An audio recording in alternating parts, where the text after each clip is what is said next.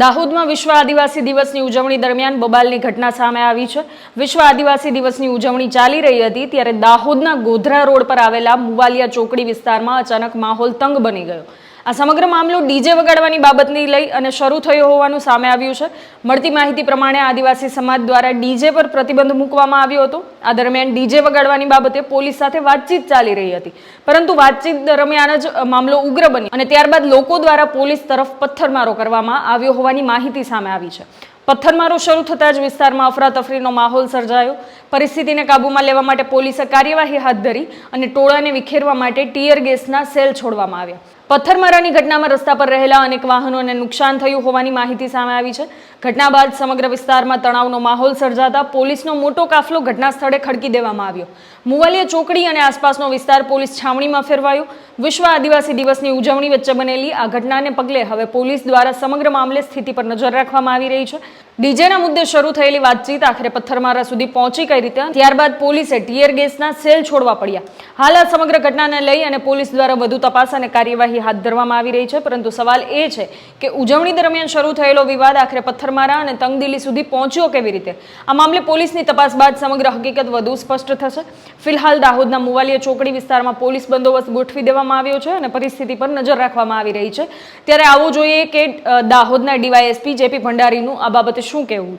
9 August વિશ્વ આદિવાસી દિવસ નિમિત્તે દાહોદ જિલ્લામાં વિવિધ જગ્યાએ તથા દાહોદ શહેરમાં સાંસ્કૃતિક રેલીનું આયોજન કરવામાં આવેલ હતું, જેમાં આદિવાસી સમાજના આગેવાનો દ્વારા જે રીતે સંકલન કરી અને જરૂરી મંજૂરી મેળવી દાહોદના ગોધરા રોડ અને જાલોદ રોડ ઉપર રેલી કાઢવામાં આવી હતી। 12 વાગ્યા આસપાસ પૂજાજી થઈ હતી અને ત્યારબાદ રેલી છે પોતાના જે નિયમ અનુસારના માર્ગ છે ત્યાં ચાલતી હતી।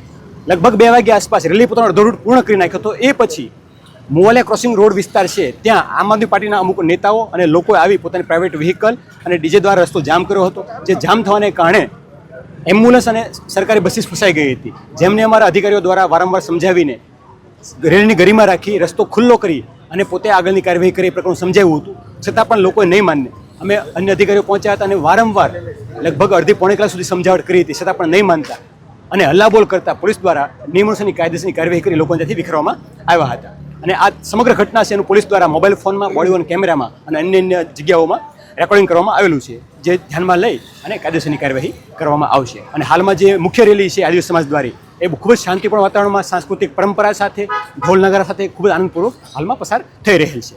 Thank you. ઘટનામાં કોઈને વાગ્યું છે કે શું? ના, ઘટનામાં પ્રથમ દ્રષ્ટિએ કોઈને વાગ્યું જણાવેલ નથી, બરાબર। તેમ છતાં સમગ્ર સ્ટાફનો, તમામ કેમેરાઓનો, સીસીટીવીનો તમામનો અભ્યાસ કર્યા બાદ જે બી હશે એ સામે આવી શકશે। Thank you. હવે આ સમગ્ર ઘટનાને લઈ અને પોલીસના ઉચ્ચ અધિકારી જેપી ભંડારી કે જેઓ દાહોદના ડીવાયએસપી છે, એમનું જણાવવાનું છે કે હાલ પરિસ્થિતિ છે નિયંત્રણમાં છે અને કાયદો વ્યવસ્થા જાળવવા માટે પૂરતો પોલીસ બંદોબસ્ત ગોઠવવામાં આવ્યો છે। તેમણે વધુમાં જણાવ્યું છે કે પથ્થરમારાની ઘટનામાં સંડોવાયેલા તત્વોની ઓળખ કરવામાં આવી રહી છે અને જરૂરી કાર્યવાહી હાથ ધરવામાં આવશે। ત્યારે આ સાથે જ વધુ અપડેટ્સ માટે જોડાયેલા રહો સ્વરાજ સાથે। ખેડૂત ભાઈઓ છે ખેતરમાં ડ્રોન ઉડાવતા હોય છે ત્યારે આપણે એક પ્રશ્ન સતાવતો હોય છે કે જે આપણે અત્યાર સુધી જીપીએસ ટેકનોલોજી વાળા ડ્રોન વાપર્યા છે, જેથી કરીને મોબાઈલ ટાવર છે અથવા તો હાઈ ટેન્શન લાઇન પસાર થતી હોય, કોઈ વૃક્ષો હોય, ત્યારે જે જીપીએસ ટેકનોલોજી વાળા ડ્રોન છે એમાં ટકરાય અને ટ્રેસ થાય છે। પણ એગ્રીવન લાવ્યું છે જીએનએસએસ ટેકનોલોજી ડ્રોન, જેથી કરીને એ ડ્રોન છે એ કોઈ જગ્યાએ ટકરાય નહીં, પોતાની રીતે જ ડિસિઝન લે છે અને મૂવ થઈ જાય છે, જેથી કરીને જીએનએસએસ ટેકનોલોજી ડ્રોન છે એ વાપરવાનો આગ્રહ રાખો।